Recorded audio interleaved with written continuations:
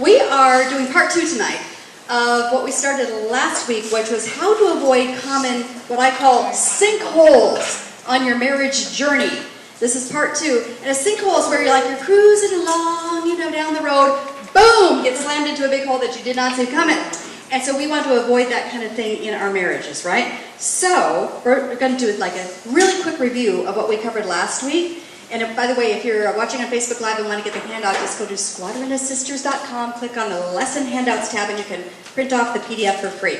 But review from last week, we're going to review the 7 we covered last week. First of all, getting you to believe your husband or your marriage is hopeless so that you just give up. Second strategy of the devil, trying to get you to go into that sinkhole, getting you to believe you've been ripped off and you deserve a different husband. Number 3, getting you isolated from fellow believers who would encourage you to keep going, to keep trying. A 4th common sinkhole, luring you into getting emotionally bonded with another man, which can eventually, over a period of time, the devil's very patient, it can eventually lead to an actual affair. A 5th common sinkhole, getting either your husband or you entangled in a destructive addiction, and that addiction tears at your relationship. A 6th common sinkhole, especially for moms, encouraging you to focus almost entirely on your children and ignore your husband, especially sexually. A 7th common sinkhole, whispering to you that your husband is supposed to make you happy. He's supposed to make me happy, that's why I married him. Which places an impossible burden on your husband. He can never actually totally be the perfect man you envisioned, and so you're constantly disappointed. So those are our first 7 common sinkholes that we covered last week, and now we're going to move on from there. And for those of you who are not married, this will still apply, because if you hope to be married someday, these are common traps of the enemy that you need to be aware of. Honestly, if I just scroll back through all of these sinkholes, how many did I fall into in my first marriage? Because yes, I was married once before, 18 years. Let's see. First one, yeah. Second one, yeah. Third one, fourth one, 5th one, yeah. Okay, so anyway, apparently these are very common. And you should avoid them, because you know what happens when you fall into these sinkholes? Eventually your marriage goes boom, explodes. So, and that's not really good for the kids that you love too, by the way. You're like, I just want to pour my life with these kids, and then their world is rocked because the marriage fell apart. So there's multitude of reasons for actually avoiding these sinkholes. Okay, let's get to our new one. The 8th common sinkhole on your marriage road, getting you to hyper-focus on your husband's flaws and imperfections. And I mean hyper-focus. Because, and this can happen so easily, can't it? Yes. You just start making that mental list of all of his flaws. And then it doesn't even just stay in your mind as a mental list. You feel that you need to tell him about his flaws and imperfections. You just can't seem to help yourself. And it might even be little things at first, but I'm telling you, even today, should I say this? It's not even a big thing. It's not a big thing at all. But I had to restrain myself. I have this really weird urge to tell my husband about the things that I noticed that he's done wrong. Anybody else? So it was the dumbest little thing. He said he unlocked the front door to our ministry building, the way. And so I believed him. And then I got a call from Nancy, a text from Nancy saying I'm locked downstairs.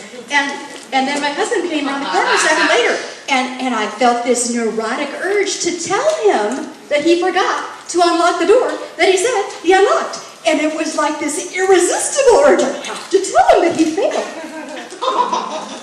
Now, why would I need to tell him this? Is this important that I make him feel like a terrible person, that he forgot to do what he said he was going to do? And I had to do a battle. It was like a full-blown battle. Like Saint's just tell him. He's sitting on my shoulder. Tell him, Debbie. Tell him that he failed. Tell him that he messed up. And I know this is not a big thing at all, but this is how insidious the devil is. He's trying to prompt us to dwell on everything that's wrong.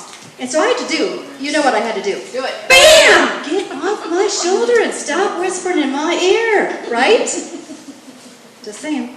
It's a downward spiral when we start doing this, and this is how your face looks after a while. Not attractive. Not attractive. When you're constantly pointing out flaws, you kind of look like a shrew. Or whatever you would call that woman right there. Because you grow like into this big sour-faced person, always pointing out the negative. And as you point out the negative, the flaws, the imperfections, over and over again, neurotically apparently if you're Debbie Chavez, your husband becomes emasculated. He starts to feel like a failure. And it is like a downward spiral. So how do we avoid this particular sinkhole? Well, first of all, don't allow yourself to dwell, to hyper-focus on your husband's imperfections. Purposely remind yourself of his good qualities. This is what I have to do. I mean, honestly, this is what I do.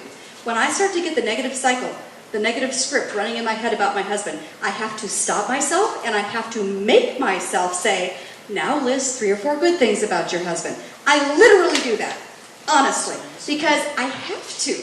And the craziest thing happens. Within a moment of me listing those 3 or 4 good things, I'm like, oh, he's not that bad. Moving on. And it's like, now, I mean, if it's a major sin or something, I'm not saying that we just sweep that under the rug. But you know what I mean, these imperfections, these flaws, he forgot to unlock the door business. Like, who cares? He forgets to take the laundry out of the washing machine when you ask him to do it, and now it smells kind of mildewy. You know, things like that where you're like, oh, and you just feel like you got to beat him over the head with his failure. Resist that. Start to remind yourself of the good qualities of your husband. Speak life to him. Speak encouragement to him instead of all of his failures, right? Proverbs 18:21, the tongue has the power of life and death. And that means that what comes out of our mouth is super important. It will either build up your husband or tear him down. And even if he has disappointed you in a bigger way than forgetting to unlock the door or taking the wet laundry out of the washing machine or whatever, even if it's a bigger disappointment, speak life to him in that moment instead of crushing him, instead of slicing him with mean-spirited sarcasm or whatever.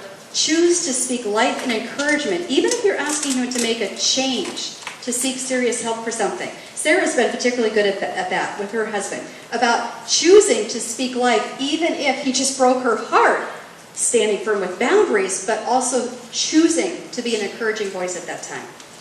Okay, our next sinkhole. Our next sinkhole is humongous. This is like a gigantic sinkhole on your marriage road. Getting you consumed with bitterness and resentment. Consumed with bitterness and resentment. Man, we can fall into this trap so easily, right? And once you're consumed with the bitterness and resentment, it means, I'm just saying, it means you probably haven't confronted issues and set boundaries on wrong behavior, because that'll make you super resentful. If you're a conflict avoider, most likely you have a lot of resentment also. Because I know this because I'm a recovering conflict avoider, and I know what happens when you keep on stuffing stuff, all your issues and your frustrations and your disappointments. It's like, I mean, it doesn't go away. It just turns into this seething resentment. Does it not? Some of you conflict avoiders know what I'm talking about. So what do we do about this one? Well, first of all, don't keep sweeping current issues and frustrations under the rug. Be honest in discussing things with your husband. If you feel like you're starting to grow resentful, bring it up. When you don't deal with growing resentment toward your spouse, it becomes like brain cancer in your marriage. That's the analogy God gave me. And that's kind of like, ooh, brain cancer in your marriage. But think about it. It's like there's this resentment attitude cell, just one single cell, just one resentment cell in your brain, but it's touching the next cell. And if you don't deal with it, it spreads like a cancer. And pretty soon your whole brain is infected with this resentment. That's what it looks like. So what do? The chemotherapy to squash the cancer is to deal with the first resentment cell before it can spread. You've got to deal with that first resentment cell before it spreads like a cancer. So is there something your husband is currently doing, or not doing, that is really frustrating, really disappointing to you? Then it's time to pray for courage and the right words and the correct timing to actually discuss this with your husband, especially if he's really sinning against you. It's time to deal with it so that you don't start letting the resentment spread like a cancer. Now, if he's doing something fairly small, that's just annoying, like the front door thing here at the way, let it go. Your husband's not going to be perfect if you're resenting him because he's not romantic enough, or he didn't play quite as long with the kids as I was hoping for, or he didn't get the wet laundry out of the washing machine. Cut him a break. If you're resentful about the small stuff, actually then you need to do a heart check. It might be that you've become a little bit self-righteous, kind of looking down at him as being this mere human that's imperfect, right? Luke 6:41, why do you look at the speck of sawdust in your brother's eye and pay no attention to the plank in your own eye? And one other tip here, if you're carrying resentment against your husband for past mistakes, sometimes we hang on to stuff for a long time. Like he did something 5 years ago, 10 years ago, and you're still consumed with resentment. You gotta let that one go. Stop hitting the replay button. Stop hitting the replay button in your mind. Because you'll never get past the resentment if you keep on bringing up the memory and replaying it over and over again. You have to stubbornly choose to look forward, because whatever you dwell on will govern your behavior. Whatever you dwell on will govern your behavior. If you're dwelling on, he did this, he's bad, you will treat him like that. And it's like a downward spiral. Okay, our 10th common sinkhole. Tempting either you or your husband with the desire for a more stimulating and exciting relationship with another person because you've allowed your marriage to grow boring. Sometimes this happens because, I don't know, maybe we're just busy, maybe you've got kids and so you kind of ignored the marriage, maybe you just started doing that thing where you treat each other like roommates and the marriage has grown boring, and then subconsciously you're seeking something more exciting with somebody else because you let your marriage grow boring. Is your marriage kind of boring? Is the only thing you guys talk about like logistical stuff, who's going to pick up the kids and get them here and there, and maybe talk financial stuff, and that's the bulk of your conversations? Do you guys ever laugh together anymore or play together anymore? Do you need to have a play date with your husband? So how do we avoid this sinkhole? Well, realize that a strong marriage takes effort. This was a newsflash for me.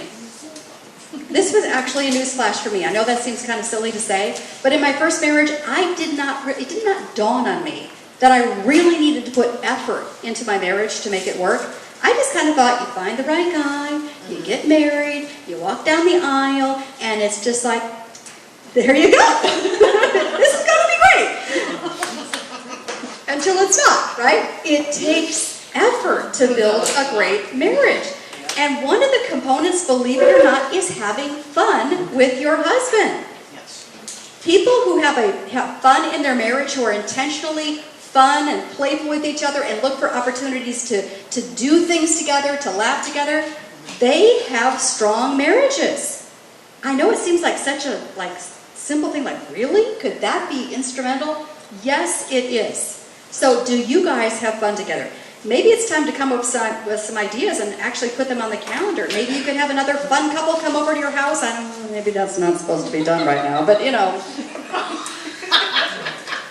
I didn't really recommend that. It's just if you wanted to. Anyway, you could go on a hiking date with your husband. You could go up to Mount Baker and go sledding with your husband. You could come to our couples night out at the Way on Wednesday nights. I mean, there are so many things you could do that might bring laughter and fun. I'm telling you, we laughed a lot at our couples night out last night, Wednesday night. So maybe that's something you guys need to do. Proverbs 17:22, a cheerful heart is good medicine, but a crushed spirit dries up the bones. Our 11th sinkhole that we need to avoid, getting you into escalating fights where you treat each other as the enemy. As the enemy. And this happens pretty doggone easily, doesn't it? All of a sudden, he seems like the enemy. So to avoid this sinkhole, first of all, realize your husband is not the enemy. You do have an enemy, but the enemy's name is Satan and all those little demons, and he wants you to view your husband as the enemy. And we've got to fight that thought. Remember, like, bam, get off my shoulder, stop whispering that in my ear. I'm refusing to bite on this notion that my husband is my enemy. I do this all the time. People probably think I'm really weird, because actually once I did this in the grocery store, because I have this temptation with chips. And you know, some of you know I have like Fritos, potato chips, woo! And so, you know, and I'm so used to that. This is like my spiritual warfare strategy. It's very, very high tech and really theological. Bam! And so, because I realized, I envisioned that Satan's sitting on my shoulder and he's tempting me. Whether he's tempting me to think bad thoughts about my husband or to eat potato chips or buy lots of potato chips because they were on sale after all. I had to actually, I'm so used to doing this that I actually did it in the grocery store. Only one person, thank goodness, was in that aisle. I don't know what they thought because I was standing there and it went, BAM! And they looked up at me. So I would not recommend doing this in the grocery store necessarily. But you know that I'm doing this a lot when I'm actually doing it kind of like subconsciously in the grocery store. Anyway, so back to my original point here. Your husband is not your enemy. Your husband is not your enemy. And when that thought comes into your mind, you might need to go, bam, right? When you start to feel the adrenaline kick in during an argument, do you all know what that feels like? I think we all know that moment when it's like, okay, we're getting revved up now. You can kind of feel that adrenaline surge. Pause. That should be your clue right there. The adrenaline surge equals pause. Hit the pause button and tell your husband you want to calm down before discussing things any further. This puts the brakes on Satan's scheme to cause this escalating argument where you're treating each other as the enemy. James 1:19, everyone should be quick to listen, slow to speak, and slow to become angry. This is hitting the pause button.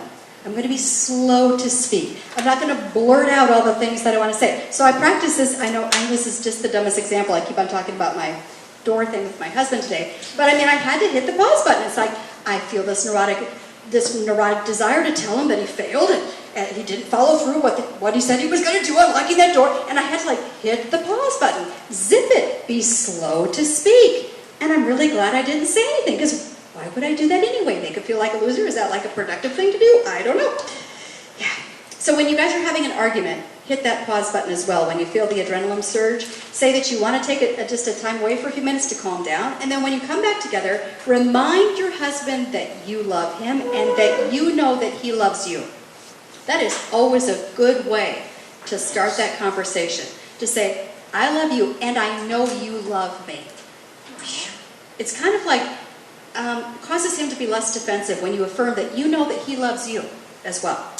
And then tell him that you want to listen without interrupting and then ask him to listen to you and your viewpoint without interrupting while you relay your thoughts. Make it your goal to reach a solution that works for both of you. It'll probably be a compromise, but make that the goal in that moment, to be working for a solution that works for both of you. If things start to get heated again, then ask him to delay even longer. Maybe say, let's sleep on it. Let's just regroup tomorrow and try it again. But the goal is to look at this from each other's perspective. It took me a long time in marriage to figure that one out too, because obviously my perspective is right, and my job here is just to convince my husband to get on board with what is clearly the right perspective, which is mine. And then I realized this is really not working well because he's thinking the same thing. And that's why the war is on and you start treating each other as enemies. And so then one day, we read, both of us were reading the Bible together, and came to Philippians 2:4. Look not only to your own interests, but also the interest of others. Nice. And we had like this revelation moment, like the angels were singing, I was like, oh, maybe we should consider each other's perspective. And actually listen to the heart of the other person. Like, what do they value here? Why do they feel so strongly? Like, what is driving their opinion? Really try to understand their perspective. And then we try to do that for each other. And even though we didn't necessarily totally agree, now we had a better understanding of what was important for both persons in the argument. And we moved toward a compromise, something that kind of represented the values of both of us. And that has worked so well for us moving forward. We've reached decisions about Christmas presents and how much to spend and all sorts of different things where we radically disagreed by listening to each other's perspective. I mean, really listening, trying to understand what the other person valued, and then working toward a compromise. Number 12, common sinkhole. Getting you or your husband to believe there is no need to seek help for personal problems. Getting either you or your husband to believe there's no need to seek help for personal problems. Problems like, I don't know, past sexual addiction, not sexual addiction, sexual abuse is what I meant to say. Past sexual abuse or addictions that are currently involved with one or both of you, depression, anxiety disorders, getting you to believe that you don't really need to seek any help for that. And then those personal problems tear at the fabric of your marriage. There are actually very few marriage problems that destroy marriages. Did you know that? Very few marriages are destroyed by marriage problems. They're destroyed by personal problems that tear at the marriage. That is true for, I would say, about 95% of marriages. As we've counseled, my husband and I have counseled many couples over the years, almost always it's personal problems. And I mean, personal problems can mean anything. It could mean that one party was sexually abused and never got over that, and that's affecting the marriage. Or it could be that someone has an addiction or a huge anxiety disorder, and that's impacting the marriage. But see, they're personal issues. They're not marriage issues. Does that make sense? But they're tearing at the marriage because perhaps one or both of you don't want to seek help. Well, how do we avoid that problem? Be courageous and seek the help of pastors, marriage counselors, personal counselors, godly mentors in your life, 12-step recovery groups. Why can't I think of how to say that? We actually have such a group here at the Way. Did you know that for women? We do. It meets Wednesday nights, 5:30 to 6:30, right there in the Leather Lounge. Maybe that's something you should do if you always wrestle with an addiction or an unhealthy coping mechanism or irrational, dysfunctional behaviors of any kind. Or maybe you have an anxiety disorder, or you've never recovered from past sexual abuse or father wounds or mother wounds. 12-step recovery can help with all of that, and it's Bible-based. And maybe that's something you should consider. Wednesday nights, 5:30, just saying, could be. Often we need help and we can't fix ourselves by ourselves. Proverbs 11:14, victory is won through many advisors. Victory is won through many advisors. And by the way, if your husband is the one that you're pretty sure has a serious issue, then you might need to actually have some boundaries where you say, gently and lovingly, you know what, I think you need to attend a 12-step group, or I think you need to go to counseling for this anger issue, or whatever it is. And if he says no, that's where you might have to have some boundaries. They're loving boundaries, but it's like, well, I can't live with you when you have this explosive anger issue. I don't feel safe, and I'm going to have to move back home to my mother's or move in with my sister or my friend until you start seeing a counselor, because this is not okay with me. You might have to hold the line there. But if you don't, what are you going to have? You're going to have continuing problems that eventually will tear at the fabric of your marriage. And our last sinkhole, and this is a huge one, especially for conflict avoiders, developing fear in you, especially the fear that you will lose your husband's love if you don't cater to him. That you will lose his love if you don't cater to him. And so, what happens then? What happens in that dynamic when you're kind of in a fear-based position? I've got to make him happy, I have to cater to him, or I might lose him, and if I lose him, I just don't know what I'm going to do. And well, then you become perhaps a doormat kind of wife, where he's walking all over you, or you just grow so unhappy in this unbalanced relationship that you self-medicate your pain in unhealthy ways. Maybe you become clinically depressed. Maybe you actually end up filing for divorce. All of this is not very good, is it? So how do we avoid this sinkhole? You have to ask God to give you courage to have a voice in the relationship. You need to have a voice in the relationship.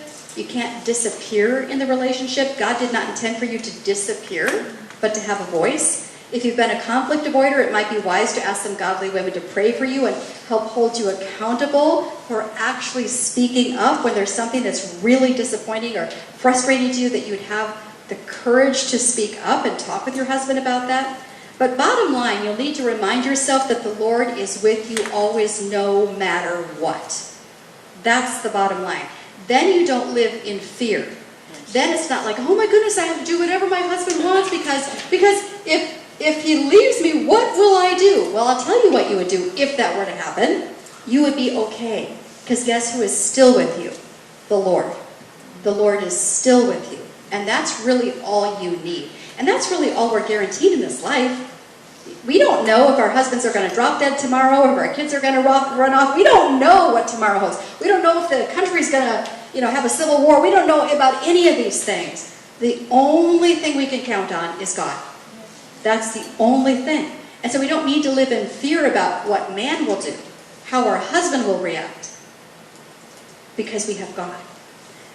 2 verses to share with you. Joshua 1:9. Be strong and courageous. Do not be afraid. Do not be discouraged, for the Lord your God will be with you. Where? Wherever you go. Wherever you go. So realize that even if your worst case scenario, your worst case fear-based scenario, and we all have them, don't we? Like, what if this? What if that? Do we not all have those thoughts that go through our mind? What if this? What if that? Even if your worst case scenario happens, you still have the Lord. That's still true. Hebrews 13:5, never will I leave you, never will I forsake you. So, I said this yesterday at our morning Squadron of Sisters group, and I think it bears repeating today.